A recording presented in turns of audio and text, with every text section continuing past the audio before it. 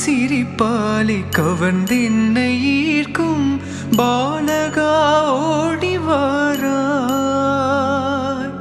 செல்லமே தங்கமே என்று நான் கொஞ்ச குழந்தையாய் வந்துதிப்பாய்.